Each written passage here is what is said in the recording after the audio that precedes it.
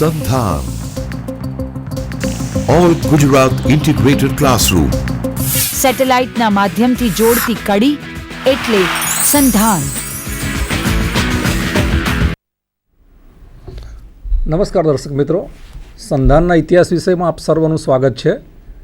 ઇતિહાસમાં આજે આપણે ભારતનું બંધારણ એવા ખૂબ જ મહત્ત્વના ટૉપિક ઉપર ચર્ચા કરવાના છીએ અને આ વિષયમાં વિષય તજજ્ઞ તરીકે આપણી સાથે ડૉક્ટર કેસી બારોટ મારી બાજુમાં બેઠા છે. એ આજે આપણને લાભ આપવાના છે. મિત્રો, ઇતિહાસ વિષયની અંદર કેસી બારોટ ખૂબ જ જાણીતું નામ છે. આપ એમનાથી પરિચિત છો. LD આર્ટ્સ કોલેજની અંદર ઇતિહાસ વિષયના વિભાગીય વડા તરીકે અત્યારે સેવા આપી રહ્યા છે. અત્યાર સુધીમાં એમણે ઇતિહાસ વિષયમાં 88 જેટલા પુસ્તકો લખ્યા છે. PhDના ગાઈડ તરીકે પણ ઘણા વર્ષથી સેવા આપી રહ્યા છે અને લગભગ 25 કરતાં વધારે વિદ્યાર્થીઓને આ ગાઈડ તરીકે એમણે સેવા આપેલી છે.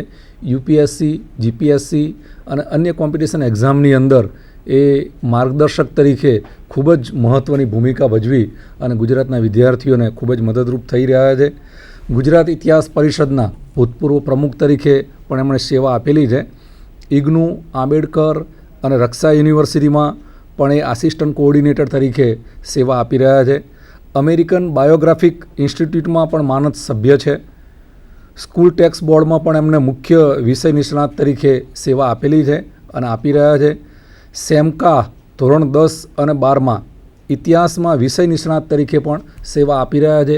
આના સિવાય પણ એમને ઘણી બધી સંસ્થાઓની અંદર માનદ સેવાઓ તરીકે કાર્ય કરે છે.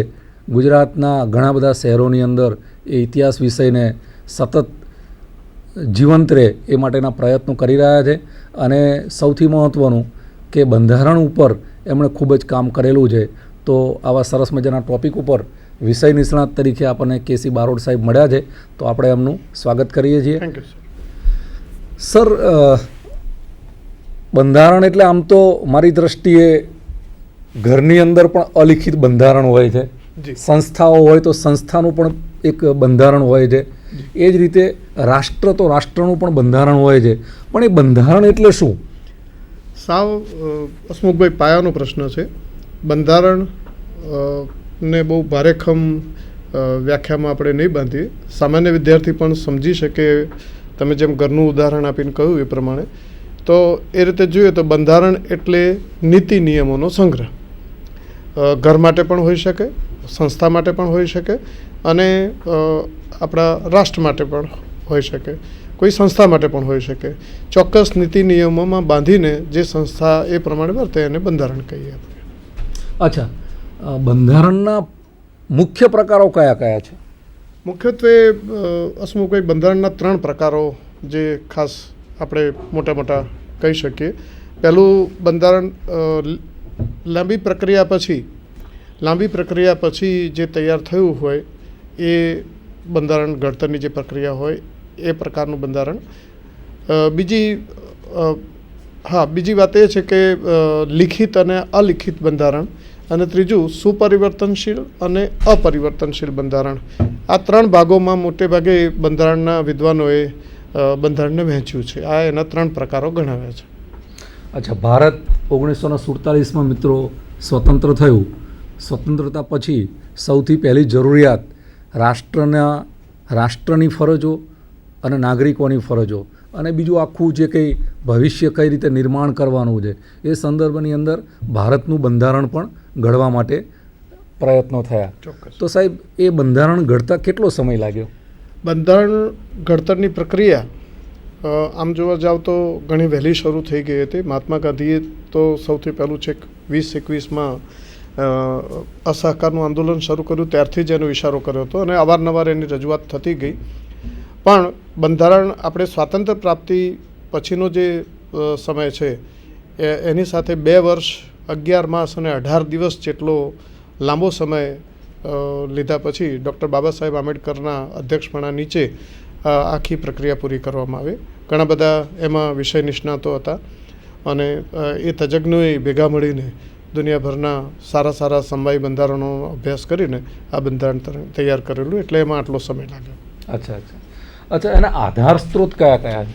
મેં હમણાં જ તમને કહ્યું હસમુખભાઈ કે બંધારણના આધાર સ્ત્રોત તરીકે એક તો સૌથી પહેલી વાત આપણી ભારતીય પરંપરાઓ, સદીઓથી ચાલી આવતી પરંપરાઓ, જે આપણી ભારતની સાંસ્કૃતિક પરંપરાઓ છે, આપણી રાજકીય પરંપરાઓ છે, એ બધાનો સામેલ કરીને એ ઉપરાંત સ્વાતંત્ર્ય પ્રાપ્તિ કાળે જે વિશ્વભરના સમવાયી બંધારણો હતા, જે જાણીતા બંધારણો હતા, એ બધા બંધારણોને નો અભ્યાસ કરીને એની સારી સારી બાબતોને આપણા બંધારણમાં સમાવિષ્ટ કરવાનો પ્રયાસ કરવામાં આવ્યો. એમાં એશિયાના દેશો, પછી અમેરિકા અને એ ઉપરાંત યુરોપના ઘણા બધા દેશોનો એના બંધારણોનો અભ્યાસ થયો છે, જેમાં ખાસ કરીને બ્રિટન, પછી આયર્લેન્ડ, એ વખતે સ્વતંત્ર હોવાથી આયર્લેન્ડ, એ સિવાય રશિયા અને એવા જર્મની, એવા ઘણા બધા યુરોપના દેશોનો, અમેરિકાનો અને જાપાન અને ચીન જેવા આપણા એશિયાઈ દેશોના બંધારણોનો પણ અભ્યાસ થયેલો છે. અને એના તજજ્ઞોએ આ બાબતે ખૂબ જહેમત ઉઠાવીને સરસ રીતે એમાંથી સારા સારા મુદ્દા લઈને આપણા બંધારણનું ઘડતર કર્યું છે. સર, બંધારણના મુખ્ય લક્ષણો કયા કયા છે? બંધારણના આપણે લક્ષણો, પાવર પોઈન્ટ તમે કરીને લાવ્યા છો તો જોઈએ આપણે. હા, એ વિદ્યાર્થીઓને કારણ કે ઘણા લગભગ 18 બંધારણના લક્ષણોને આપણે આવી રીતે બતાવી શકીએ, એટલે આ તમામનો ખાલી અત્યારે આપણે એક મુદ્દા તરીકે ઉલ્લેખ કરીએ, પછી એના વિશે જ્યારે તમે પ્રશ્ન કરશો ત્યારે આપણે ડિટેલમાં વાત કરીશું. સૌથી પહેલું તો એ લિખિત અને લાંબુ સ્વરૂપ ધરાવે છે, પછી આમુખ, પછી એ ઉપરાંત સાર્વભૌમ લોકશાહી અને પ્રજાસત્તાક રાજ્ય, ત્રીજું મૂળભૂત અધિકારો, ચોથું મૂળભૂત ફરજો, રાજનીતિના માર્ગદર્શક સિદ્ધાંતો, પછી પુખ્ત વય મતાધિકાર, એકલ નાગરિકત્વ, સુપરિવર્તનશીલતા, સળંગ, સ્વતંત્ર અને તટસ્થ ન્યાયતંત્ર, સંસદીય શાસન વ્યવસ્થા, બિનસાંપ્રદાયિકતા, પછી બંધારણ ઘડતરના આધાર સ્ત્રોત કયા કયા છે એ આપણે જે હમણાં જ વાત કરી એ પ્રમાણે, પછાત જાતિઓ અને વર્ગોના વિકાસની વાત, વિશિષ્ટ સમવાયતંત્ર, સમાજવાદી સમાજ વ્યવસ્થા, કલ્યાણ રાજ્ય અને એક રાષ્ટ્રભાષા, આવા લગભગ 18 મુદ્દાઓ મોટાભાગના બંધારણવિદોએ ભારતીય બંધારણના મુખ્ય લક્ષણો તરીકે, જેને ઇંગ્લિશમાં આપણે સેલિયન્ટ ફીચર્સ ઓફ ઇન્ડિયન કોન્સ્ટિટ્યુશન કહીએ છીએ, એ તૈયાર કર્યા છે. ઘણા આ બધા જ મુદ્દાઓ એવા મહત્ત્વના મુદ્દાઓ છે આના બંધારણના લક્ષણો કે દરેક લક્ષણ ઉપર એક સ્વતંત્ર વ્યાખ્યાન થઈ શકે, 1 કલાકનું અથવા એથી વધારે. દાખલા તરીકે સુપરિવર્તનશીલતા, એકલ નાગરિકત્વ, આ બધા જે મુદ્દાઓ છે દરેક ઉપર સ્વતંત્ર ચર્ચા એક પિરિયડની થઈ શકે એટલા એવા વિશિષ્ટ લક્ષણો છે. આપણે સાહેબ એને ટૂંકમાં જ જોવું છે, એટલે સૌ પ્રથમ આપણો જે પહેલો જ બંધારણનું મુખ્ય લક્ષણ છે કે ભાઈ લિખિત અને લાંબો સ્વરૂપ છે, તો એનો ખ્યાલ આપશો?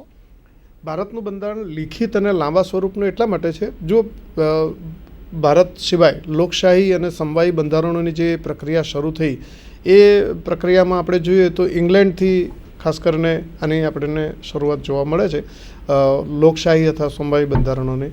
તો ઇંગ્લેન્ડમાં 1688માં રક્તબીન ક્રાંતિ થઈ અને રક્તબીન ક્રાંતિને અંતે જે હકનો ખરડો વગેરે તૈયાર થયા, એના પછી આ ઇંગ્લેન્ડના બંધારણમાં ખાસ એને સામેલ કરવામાં આવે, એનું મહત્ત્વ આપવામાં. એ પહેલાં મેગ્ના કાર્ટાથી એની શરૂઆત થઈ ચૂકી હતી, પણ હકના ખરડાએ 1688માં રાજાને લેખિત સ્વરૂપમાં what to do and what not એ સ્વીકારવા માટે ફરજ પાડી. અને ત્યાર પછી જ ઇંગ્લેન્ડમાં લોકશાહી અને રાજાશાહીનું એક સરસ સમન્વય સાધીને પાર્લામેન્ટની આગેવાની નીચે આખું વ્યવસ્થા તંત્ર ઊભું કરી શકાયું. અને એના અનુસંધાનમાં તો કહેવત પણ પ્રચલિત બની કે king can do no wrong, રાજા ખોટું કરતો નથી, કારણ કે ખરેખર તો રાજા પાસે ખોટું કરવાની કોઈ સત્તા જ રહેવા દેવામાં આવી નહોતી.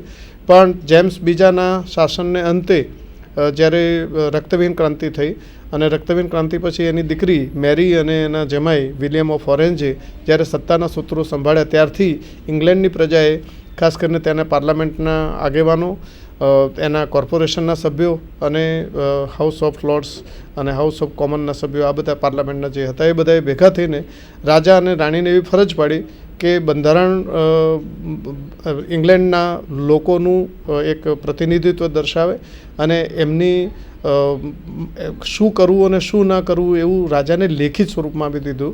અને એના લીધે અત્યાર સુધી આટલા વર્ષો પછી પણ એમાં કોઈ ખાસ ફેરફાર વગર વ્યવસ્થા તંત્ર ઊભું કરી શકાયું છે. એટલે લોકશાહીની દિશામાં ઇંગ્લેન્ડના બંધારણે ખાસ કરીને હવે મુખ્ય વાત એ છે ડૉક્ટર પટેલ કે બંધારણ ઇંગ્લેન્ડનું જે છે એ લેખિત પ્રમાણમાં ઓછું છે અને પરંપરાઓમાં વધારે છે. એની સામે આપણે જોઈએ તો ભારતનું બંધારણ લગભગ 22 ભાગોમાં વિભાજિત છે અને ઘડતર ટાણે એમાં 195 જેટલી આપણી વ્યવસ્થા પેલી 395 જેટલી કલમો હતી અને 8 જેટલા પરિશિષ્ટો હતા. જ્યારે હાલ વર્તમાન સમયમાં એમાં 444 જેટલી કલમો છે અને 12 પરિશિષ્ટ છે. આટલું લાંબુ બીજા કોઈ દેશનું બંધારણ નથી. તમને દાખલા તરીકે તુલનાત્મક અભ્યાસ થઈ શકે એટલા માટે કહું તો ઓસ્ટ્રેલિયામાં 128 કલમોનો એના બંધારણમાં સમાવેશ છે, કેનેડાના બંધારણમાં 147 છે અને દક્ષિણ આફ્રિકાના બંધારણમાં 253 જોગવાઈઓ કલમોનો સમાવેશ કર્યો છે. એના પ્રમાણમાં 444 જોગવાઈઓ કે કલમો હોય અને 12 પરિશિષ્ટ હોય એવું ભારતનું બંધારણ એક વિશિષ્ટ બંધારણ બની શક્યું છે. સર, બીજું લક્ષણ આપણું છે આમુખ. તો એ આમુખનું શું મહત્ત્વ છે? આમુખ ને બંધારણનો આત્મા કહીએ તો ખોટું નથી. પંડિત ભાર્ગવ એમણે આ બંધારણ આમુખને બંધારણના આત્મા તરીકે સરખાવ્યો છે અને ઘણા બધા વિદ્વાનોએ એ કહ્યું છે. આમ જોવા જાઓ તો એ બંધારણનો એક ભાગ નથી પણ બંધારણની સમજ આપે છે અને એ પ્રારંભ કરે છે. એટલે એને પ્રેમ્બલ અથવા પ્રિફેસ કે એવી રીતે આપણે એના એક પ્રાસ્તવિક સ્વરૂપ તરીકે જોઈ શકીએ. એટલે કે બહારનો સાવ અજાણ્યો માણસ અથવા કોઈ આ બંધારણનો અભ્યાસ કરવા માગતો માણસ હોય એ પણ તરત જ બંધારણના આમુખના અભ્યાસથી એનાથી માહિતગાર થઈ શકે છે, વાકેફ થઈ શકે છે. એટલે આ બંધારણનું વિશેષ મહત્ત્વ છે. બહુ ઓછા બંધારણોમાં આમુખનો સ્વીકાર કરવામાં આવ્યો છે. આપણા બંધારણના ઘડવૈયાઓએ જ્યારે વિવિધ દેશોના રાષ્ટ્રોના બંધારણોનો અભ્યાસ કર્યો ત્યારે આમુખનું એનું જે તત્વ છે એ આપણને આયર્લેન્ડના બંધારણમાંથી પ્રેરણા પૂરી પાડી છે અને આયર્લેન્ડનું બંધારણ એ દ્રષ્ટિએ આપણને હંમેશા યાદગાર બની રહ્યું એ જોઈને પછી આપણે બંધારણમાં આમુખને સામેલ કર્યું છે. એટલે સાદી ભાષામાં વાત કરવી હોય તો બંધારણની સમજ આપતું આ પ્રાસ્તવિક વાત કરતું આ એક અંગ છે અને મહત્ત્વનું છે. એના ઉપરથી આપણને આખા બંધારણનો ખ્યાલ મળી રહે છે. સર, બંધારણમાં દર્શાવેલ મૂળભૂત અધિકારો કયા કયા છે? બંધારણમાં મૂળભૂત અધિકારોનો જે ઉલ્લેખ કરવામાં આવ્યો છે એ આમ તો મોટે ભાગે 7 શરૂઆતથી છે. જેમાં સૌથી પહેલું સમાનતાનો સિદ્ધાંત, જેને કલમ 14થી 18માં સમાવિષ્ટ કરી લેવામાં આવ્યો છે. એ પછી સ્વતંત્રતાનો અધિકાર મૂળભૂત અધિકારોમાં, જે આપણે મુખ્યત્વે કહીએ તો 7 ઉપર વધારે ધ્યાન આપે. પછી એના સબ ટોપિક કે એના પેટા વિભાગોમાં આપણે જરૂર પડે ચર્ચા કરીશું. પણ પહેલો સમાનતાનો જે 14થી 18 કલમોમાં સમાવિષ્ટ છે. પછી સ્વતંત્રતાનો 19 અને 20માં, એ સિવાય શોષણ વિરોધી એ 23થી 24માં સમાવેશ છે. પછી ધર્મ સ્વાતંત્ર્યનો જે અધિકાર છે એ આપણી 25થી 28માં છે. એ ઉપરાંત સાંસ્કૃતિક અને શૈક્ષણિક અધિકાર છે એ 29થી 30 કલમમાં છે. ખાનગી મિલકતના વસાવવાની વાત જે છે એ 31મી કલમમાં એનો સમાવેશ કરાયેલો છે. અને 32મી કલમમાં ભારતીય બંધારણના ઇલાજો, આંબેડકરે જેને બંધારણના એક મુખ્ય ઘટક તરીકે ઉલ્લેખ્યો છે એની વાત કરે છે. એટલે કુલ મુખ્ય કહીએ તો 7 અધિકારોને આપણે મૂળભૂત અધિકારો કહી શકીએ. અને મૂળભૂત અધિકારોની શરૂઆત પણ આમ જોવા જાઓ તો હમણાં જ તમને કહ્યું એમ ઇંગ્લેન્ડની રક્તવિહીન ક્રાંતિ પછી હકનો ખરડો 1688માં જે તૈયાર થયો એનાથી પ્રભાવિત છે એમ કહીએ. અચ્છા સર, બંધારણની અંદર મૂળભૂત ફરજોનું શું મહત્ત્વ છે?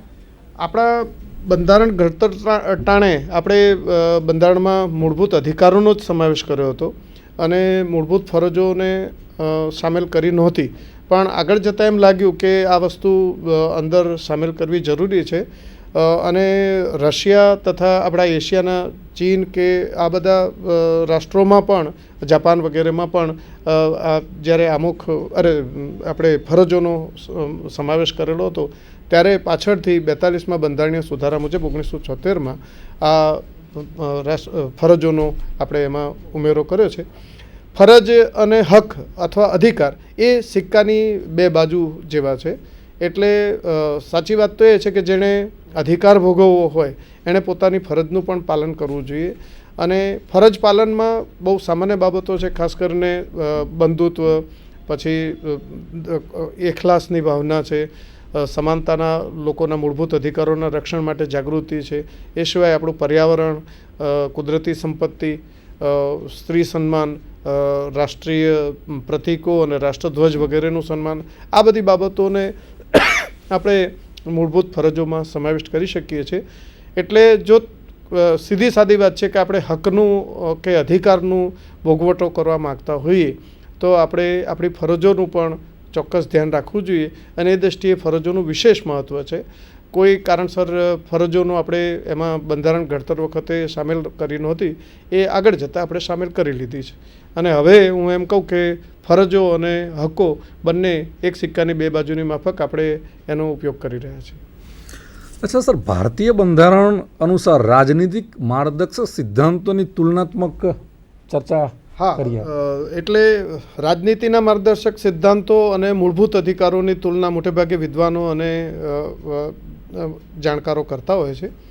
બંને વચ્ચેનો તફાવત એ છે કે મૂળભૂત અધિકારો એ કાયદેસર એનું પીઠબળ ધરાવતા અધિકારો છે. એનો સીધો અર્થ એ થાય કે જો કોઈના મૂળભૂત અધિકારનો ભંગ થાય, જેમાં વાણી સ્વાતંત્ર્ય કે મતલબ સ્વતંત્રતાના અધિકારો કે સમાનતાના અધિકારોનો ભંગ થાય તો એ સીધો સર્વોચ્ચ અદાલતનો આશરો લઈ શકે છે અને કાયદો અને વ્યવસ્થા એને તરત સમર્થન આપે છે, પીઠબળ પૂરું પાડે છે. જ્યારે રાજનીતિના માર્ગદર્શક સિદ્ધાંતો છે એ રાજ્યે એનો અમલ કરવો જોઈએ એવો એક આદર્શ છે. રાજ્ય દ્વારા જો એનો અમલ ના થાય તો એના માટે જેમ સર્વોચ્ચ અદાલતમાં મૂળભૂત અધિકારના ભંગ બદલ જઈ શકાય છે, એવી રીતે જઈ શકાતું નથી. પણ એક આદર્શ તરીકે આપણે